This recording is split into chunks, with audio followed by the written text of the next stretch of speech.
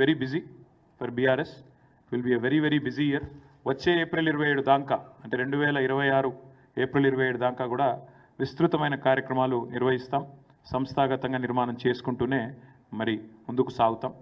మిగతా విషయాలన్నీ కూడా రాబోయే 4-5 రోజుల్లో పెద్దలు కేసీఆర్ గారు నిర్ణయించిన తర్వాత కమిటీలు, వివిధ బృందాలు ఎవరెవరు ఏం పని చేయబోతా ఉన్నారు, ఏ రకంగా ఈ రజతోత్సవ నిర్వహణలో పాల్పంచుకోబోతా ఉన్నారు, సంస్థాగత నిర్మాణంలో ఏ రకంగా మరి ఎప్పుడు మెంబర్షిప్ డ్రైవ్ స్టార్ట్ చేస్తాం, ఇవన్నీ కూడా వివరంగా అల్టిమేట్గా ఈ సమావేశంలో కేసీఆర్ గారు ఒకటే మాట చెప్పారు, అది చెప్పి నేను ముగిస్తాను.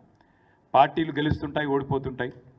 ప్రజాస్వామ్యంలో ప్రజలు గెలవాలి, తెలంగాణ సమాజం గెలవాలి. ఇది మా ఆలోచన విధానం. ఇది బీఆర్ఎస్ యొక్క ఈరోజు సమావేశం యొక్క సారాంశం. Thank you.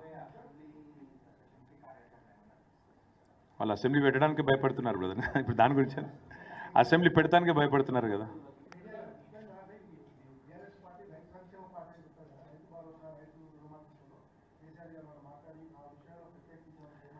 కేసీఆర్ గారు పార్టీ ఇప్పటిదాకా ఈ గత 14 నెలలుగా చేస్తున్న వివిధ కార్యక్రమాలు, ముఖ్యంగా నిరంజన్ రెడ్డి గారి నేతృత్వంలో మొన్న రైతు స్థితిగతుల అధ్యయనానికి ఒక కమిటీ ఏదైతే తీసుకున్నామో వారు చక్కగా పనిచేస్తున్నారు, జిల్లాల పర్యటనలు చేస్తున్నారు.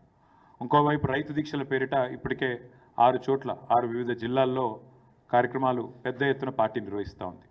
ఆ విషయంలో పార్టీ నాయకులు, కార్యకర్తలు చూపుతున్న చొరవను, మరి రైతుల కోసం పడుతున్న తపనను కేసీఆర్ గారు అభినందించారు, కొనసాగించమని చెప్పి కూడా ఆదేశించారు. కాకపోతే కేవలం రైతు సమస్యలే కాకుండా కార్మిక వర్గాల సమస్యలు ఉన్నాయి. ఇప్పుడు మహిళా దినోత్సవం రాబోతా ఉన్నది. మరి మహిళల్ని ఈ ప్రభుత్వం చేసిన మోసం, జనగణన కులగణన పేరుతో బీసీలను ఈ ప్రభుత్వం వంచిన విషయం, ఇవన్నీ కూడా చర్చకు వచ్చినాయి. అందుకే కొన్ని చెప్పాను, కొన్ని చెప్పలేదు. కానీ చాలా విషయాలు, దాదాపు 30 మంది వక్తలు మాట్లాడారు, 4.5 గంటల సమావేశం. కాబట్టి మీరు అర్థం చేసుకోవచ్చు, రాష్ట్రంలో బహుశా ఈరోజు మీ పేపర్లో రాని సమస్యలు కూడా అక్కడ చర్చకు వచ్చినాయి. కాబట్టి అన్ని విషయాలు కూడా కూలంకషంగా